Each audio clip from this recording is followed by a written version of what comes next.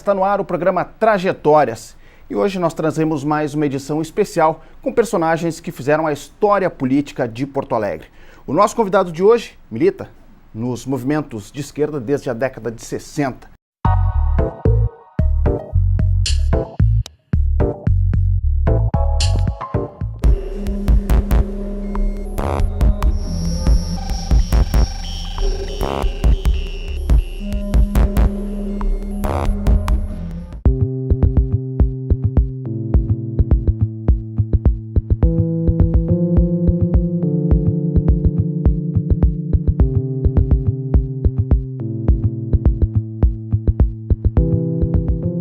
Deputado, seja muito bem-vindo aqui ao programa Trajetória, seja muito bem-vindo aqui à TV Câmara. O senhor que... Prazer é meu. Tá certo. O senhor é de Uruguaiana, deputado? Sim. Nasci em Uruguaiana, fiquei em Uruguaiana até os 17 anos e depois vim para Porto Alegre, uma trajetória mais ou menos clássica da juventude daquele período, né? Nós não tínhamos universidade na cidade, o emprego era difícil. Eu já era bancário no tempo do segundo grau daquela época, que era o curso científico. E assim que terminei o segundo grau, consegui no banco uma transferência para Porto Alegre, para trabalhar no mesmo banco aqui em Porto Alegre, era o Banco Rio-Grandense de Expansão Econômica. Naquela época, o banco tinha matriz aqui na Rua Uruguai, e eu vim para cá na metade, né, no início do semestre de 63. Chegando aqui, sua impressão de Porto Alegre, 63. Vindo do interior aí. Porto Alegre era o sonho, digamos, né, de todo jovem que, enfim, pretendia fazer uma universidade, arrumar um emprego melhor, ter uma vida esportiva, uma vida cultural melhor também. E eu já tinha amigos aqui, já tinha vizinhos meus que estavam já há alguns anos. E moramos durante um período, eu e outro amigo, ali numa pensão da Andrade Neves. Então você imagina sair de Uruguaiana, né? E morar uma quadra da Rua da Praia, a uma quadra e meia do emprego. Poxa, quer dizer, eu não podia reclamar muito, estava uma certa tranquilidade trabalhando ali na Rua Uruguai. E, na época, a Rua da Praia era o centro de Porto Alegre mesmo, o centro de comércio, era a Cinelândia, né? Ali a Praça da Alfândega era um centro de referência cultural. Né? Mas eu vim para cá, eu jogava basquete, então recuperei amigos do basquete colegial lá no IPA, depois comecei a jogar no Cruzeiro, e ao mesmo tempo me preparando para o vestibular em 64. Isso que eu queria perguntar para o senhor, logo em seguida o senhor também entra na URGS, né, deputado? E assim, ingressa nos cursos da URGS, filosofia, depois de economia, né? Eu fiz o meu primeiro vestibular, foi para o curso de História, na época o curso estava integrado, né, à Faculdade de Filosofia e Ciências, que era uma faculdade que incorporava, eu lembro, 12, 13 cursos, estavam todos incorporados. Era uma unidade muito grande da Universidade Federal e tinha uma vida política, uma vida acadêmica muito intensa, exatamente porque ali estava a história, as ciências sociais, a filosofia, o jornalismo, todos esses cursos estavam, na época, dentro da filosofia, né? Então a gente tinha um contato muito grande com a física, com a química, com a matemática, com a biologia. Quer dizer, era uma diversidade de cursos. Uma efervescência. Né? Uma diversidade de pontos de vista para o debate. E um centro acadêmico que era o centro nervoso, digamos, né? E eu não tinha uma militância estudantil em Uruguaiana. É uma preocupação de leitura, de acompanhar as coisas. Comecei aqui a ir nas reuniões do sindicato, eu era bancário, tinha que defender o salário, defender meus interesses. Né? Não era uma coisa assim que vinha, que o senhor tinha essa intenção, assim, daqui a pouco entrando... Num primeiro momento, não, mas eu entrei na universidade em 64. Uhum. Né? Logo depois veio o golpe militar. Com 30 dias de universidade, nós vivemos o golpe. Uhum. Como é que foi aquele momento? Isso realmente marcou muito a minha vida. De certa forma, eu posso dizer que esses acontecimentos, eles mudaram radicalmente a minha vida, porque eu me engajei rapidamente num movimento de resistência, porque o centro acadêmico, né, para nós era incompreensível um golpe militar em Brasília e professores caçados, o presidente do centro acadêmico perdendo seu mandato. Então, essas coisas nos atingiam diretamente, ainda que, naquele momento, eu e muitos de nós ali não tínhamos muito claro a dimensão, o tamanho, o que significava aquele golpe, né? Não havia, talvez, outros setores já mais maduros no campo da esquerda, da militância, tivesse, mas para nós ali, muitos que começaram a se engajar naquele momento numa resistência democrática, não tinham ainda muito claro o golpe, a sua dimensão, as suas possibilidades futuras, para onde que ele ia, né? O porquê que a esquerda foi derrotada tão facilmente, por que não houve resistência, enfim, coisas assim que a gente se perguntava. Tínhamos vivido aqui, né, o movimento da legalidade em 61, tinha ficado muito marcado aqui para os gaúchos aquela experiência. E em 64 isso não voltou a acontecer, né? O Brizola estava fora do governo, já era o Meneghetti o governador. E logo depois, aquilo que prometia ser muito rápido, muito circunstancial, foi se consolidando, porque em 65 os partidos foram fechados, surgiu o bipartidarismo, né? E aí o engajamento foi sendo crescente, o engajamento meu, político, no movimento estudantil. Começou a tomar forma. E ali naquele momento o senhor também conheceu amigos que depois vieram lhe acompanhar também na trajetória política. Ali cito o Flávio Kutz, João Weber também vieram lhe acompanhar também na sequência nós éramos partidária também. Praticamente, né, de uma mesma geração, né? O Pila Vares, a Maria Regina Pila, o Marco Aurélio, né, a esposa dele, que depois faleceu num acidente, depois que voltou do exílio, a Elizabeth Lobo, quer dizer, que eram pessoas que eram dirigentes aqui do movimento estudantil. O Flávio, principalmente, tinha um papel, uma ascendência muito grande naquele momento, né? E nós militávamos ali próximos ao Partido Comunista Brasileiro, mas do qual acabamos nos afastando a partir de 66, por divergências políticas, programáticas, por compreensão distinta, né, do que era o golpe, para onde que ele ia, quais eram as tarefas mais importantes naquele momento para o campo da esquerda.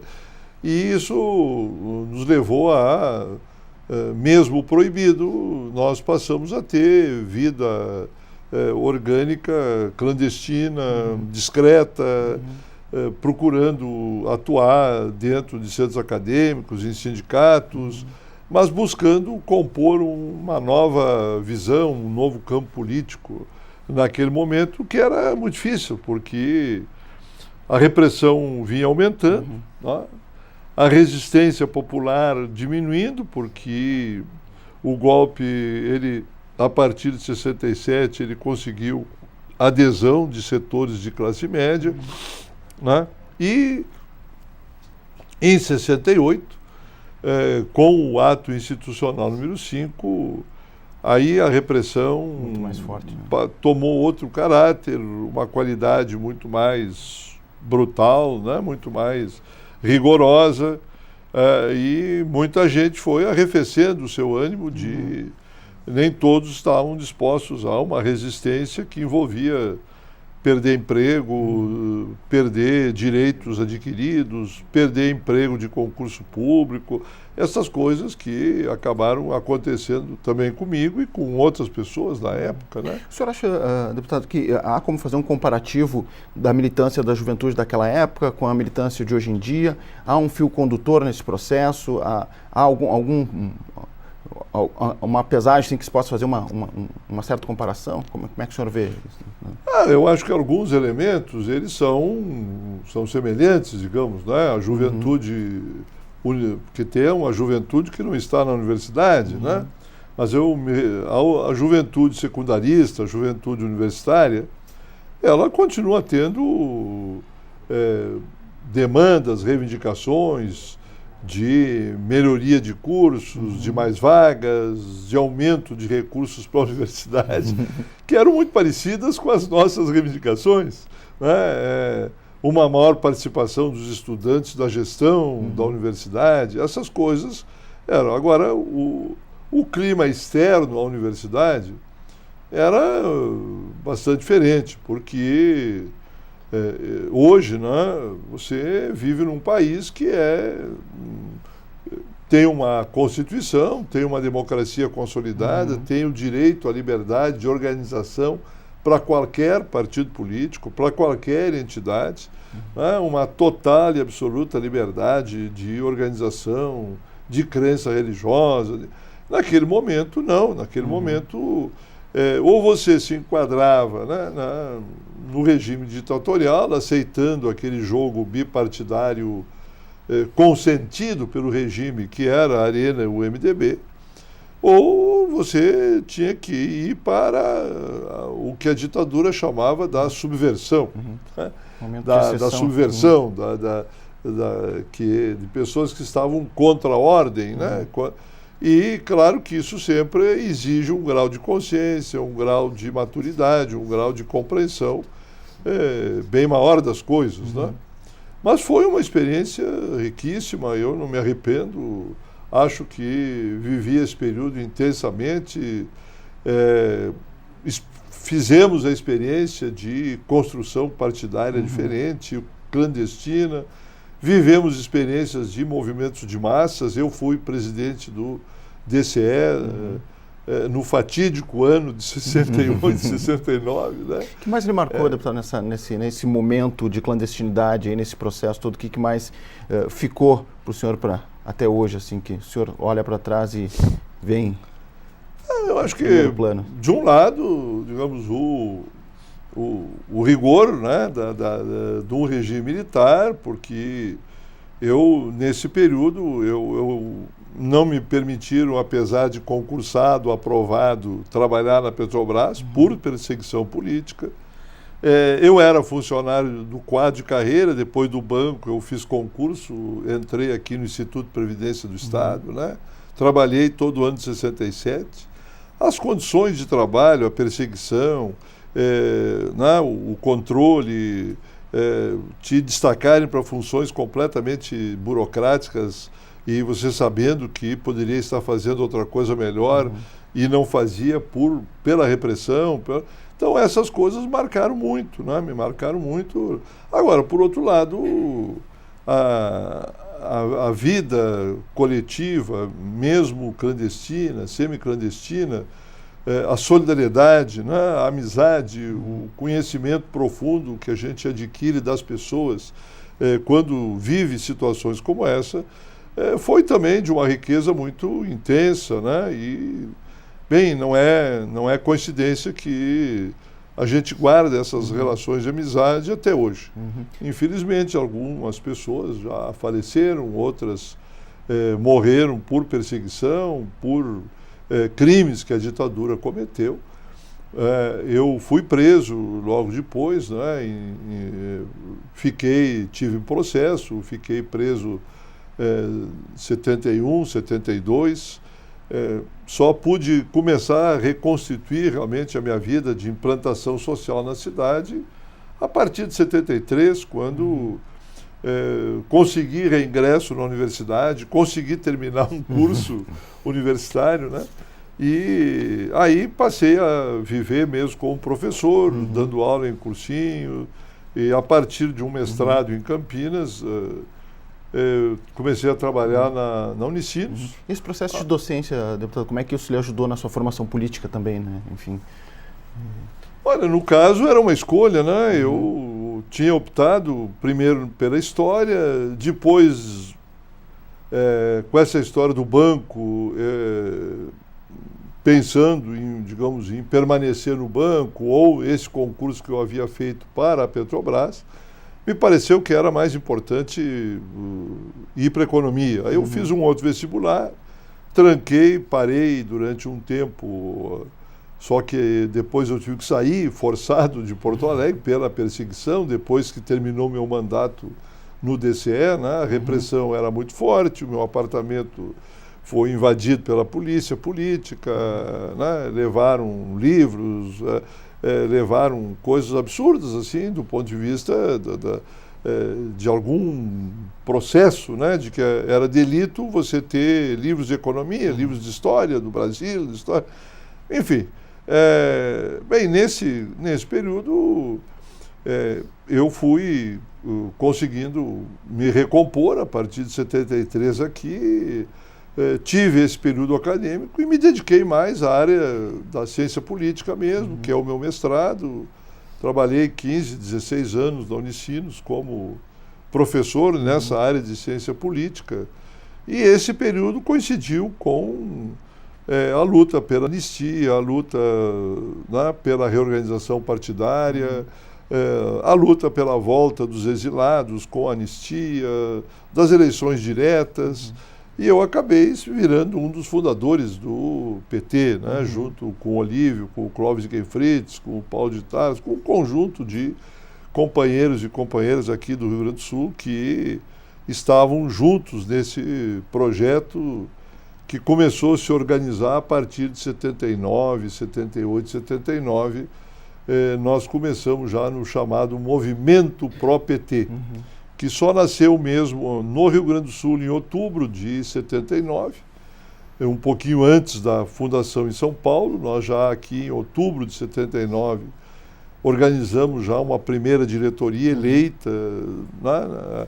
Aqui um grupo, não, um partido nem existia formalmente, mas nós tiramos uma direção, o Olívio era o presidente, fomos já para o encontro em São Paulo em fevereiro de 80, já com um partido aqui em construção, né, e com uma adesão crescente, como depois em 82 e principalmente a partir de 85, mostramos a sua viabilidade, a sua potencialidade. Né? O senhor, como fundador, um dos fundadores do Partido dos Trabalhadores, como é que o senhor vê o partido hoje, a sua trajetória nesse período até agora, essa situação que nós temos de momento da situação política do país, como é que o senhor vê a evolução do Partido dos Trabalhadores nesse processo? O senhor que um dos iniciadores do partido.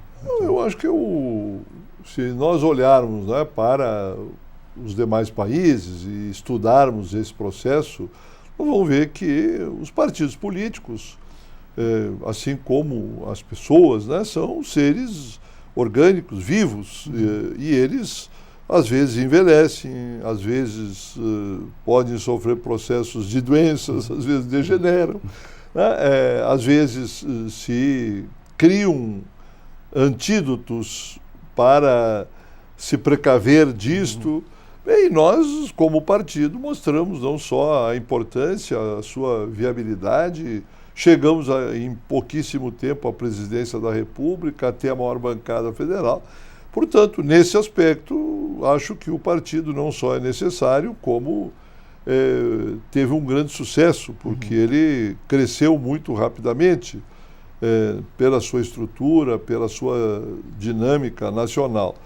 E ele vive problemas de derrotas eleitorais, de vitórias eleitorais, ele vive problema de ter nos seus quadros pessoas que distorcem ou vão contra o projeto, o programa, a ideologia. Temos uma situação, neste momento, marcadamente nesta conjuntura, muito difícil, né, porque governamos o país com parte do programa em conflito com o partido. Essas coisas não é a primeira vez também que vai acontecer com um partido, né? Mas são situações que nós temos que tratar, lidar com elas, aprender a lidar com essas situações particulares e superá-las, ir vencendo, né? Eu acho que o partido tem condições de superar esses problemas, essas adversidades, se manter no jogo político do país com força, com representação. Não acho que nós estejamos vivendo nenhuma crise terminal, muito menos de que as coisas que fizemos no governo foram equivocadas, não serviam ao país, ao contrário. Acho que o período Lula, né, o primeiro governo da Dilma, fizeram uma das maiores, eu acho que só comparável ao que foi, por exemplo, a década de 30, 45, até 45, né, com o primeiro governo do Getúlio, em termos de transformações profundas, macroeconômicas no país. Acho que disto nós podemos nos responsabilizar, nos orgulhar, e temos que enfrentar, principalmente no caso brasileiro, né, estas perversões que tem o nosso sistema eleitoral. Hoje muito se fala na questão do impeachment. O senhor acredita que a presidente corre algum risco nesse sentido?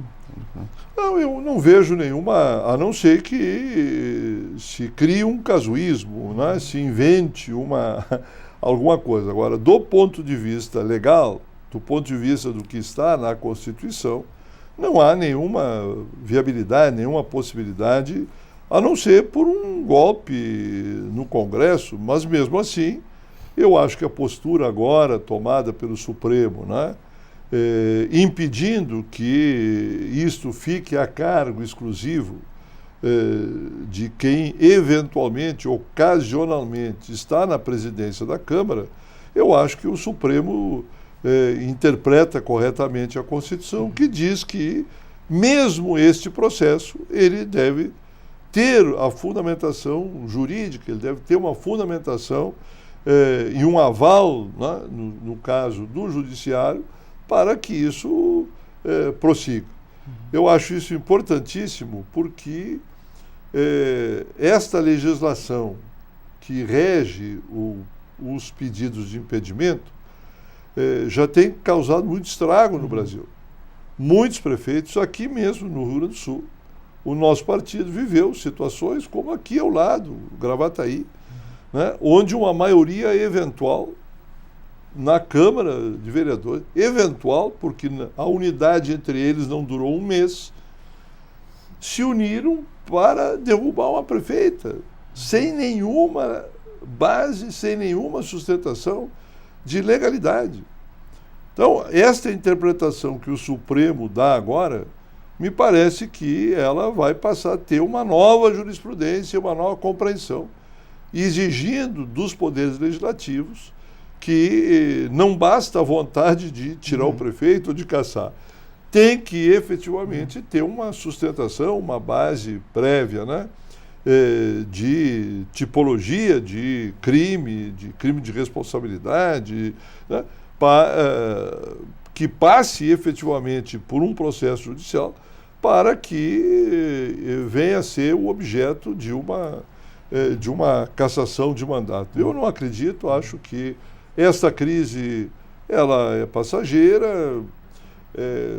No partido nós vamos ter que trabalhar essa dicotomia entre um projeto que não é bem nosso, no plano econômico principalmente, sim. né? A política econômica desenvolvida hoje pelo ministro Levi, ela não faz parte do nosso programa, do nosso ideário, e pior, ela está errada, equivocada, ela não atende aos interesses de um país como o Brasil. Perfeito. A gente voltar aqui um pouquinho para Porto Alegre também, voltar um pouquinho para a sua trajetória, que a gente já está mais ou menos encaminhando o final do programa e passar rápido, né, o bate-papo aqui. Pergunto ao senhor, como é que o senhor vê a capital gaúcha hoje, né, o senhor que já foi prefeito aqui de Porto Alegre, ali na década de 90, como é que o senhor vê os principais desafios aqui da capital gaúcha? E também, no ano que vem é um ano de eleições, como é que o senhor tem alguma pretensão nesse sentido de voltar ao executivo da capital, ou já recebeu, já foi sondado nesse processo aí? Não, eu não tenho nenhuma pretensão nesse momento, né? Eu sou filiado ao partido, estou na direção do partido, milito, vivo em Porto Alegre, portanto sou parte interessada nesse processo, mas eu vejo que, assim como o Rio Grande do Sul, a capital, Porto Alegre, é uma cidade de grande potencialidade, uma cidade viável, que pode ser autossustentável, né? Claro que nós não somos mais a cidade industrial dos anos 40, 50, né? Comparada com o conjunto do Estado. Hoje é uma cidade de serviços, mas o sistema de competências tributárias, o sistema tributário brasileiro, ele permite aos municípios outros mecanismos, outras contrapartidas, para não perder receita. Agora, eu acho que o nosso problema aqui é muito mais de gestão mesmo, né? Eu sou muito crítico à maneira como, veja aqui, por exemplo, o município. Eu fui prefeito numa época em que a linha do governo federal era não ter um tostão para as prefeituras, extra, né? Aquilo que a Constituição determina. Nós não tínhamos como... Eu me lembro que para fazer a terceira perimetral, para assinar um contrato de financiamento no BID, nós levamos meses implorando, na época, o Malan, né, e ao Pedro Parente, para que, não era eles dar o dinheiro, nos autorizar o financiamento junto ao BID, ao Banco Interamericano, né, de Desenvolvimento. Então, hoje há fontes diversas e poderosas na área de saneamento, de moradia. Os municípios têm programas nacionais que permitem, né? A obra da Copa, por exemplo, as obras da Copa, né? Por que eu digo que é gestão? Porque não é possível que as obras tenham sido contratadas com um projeto básico, permitindo aos empreiteiros para a obra exigir aditivos, exigir aumentos, estabelecer aquela história da pedra na Anita Garibaldi. Pelo amor de Deus, compreende? Quer dizer, qualquer criança que lê o Atlas Histórico e Ambiental de Porto Alegre, feito pela Prefeitura, distribuído nas escolas, de todas as nossas escolas aí, o Atlas Ambiental já diz que há milênios aquilo ali é uma formação granítica e que, portanto, é provável que tenha. Quer dizer, você parar uma obra por este grau de primarismo, né, de amadorismo, né, é muito grande. Então, eu acho que o problema é esse, né, a gestão. E também a experiência da participação popular, o orçamento participativo, ele foi muito burocratizado e foi principalmente destituído de recursos. Tato, quero ali agradecer aqui a gentileza, né? O programa passa rápido, a gente vai se empolgando aqui na conversa, ainda tinha uma série de questões a tratar com o senhor, mas já fica o convite, né, para que uma próxima vez a gente possa se encontrar de novo e fazer a segunda parte, né? Quase meio século, quase 20 minutos aqui. Passou muito rápido. É difícil. É difícil. Deputado Raul Ponte, muito obrigado pela gentileza, muito eu obrigado agradeço por participar aqui do programa Trajetórias. A você de casa, muito obrigado pela sua audiência. Nós voltamos no próximo programa. Até lá.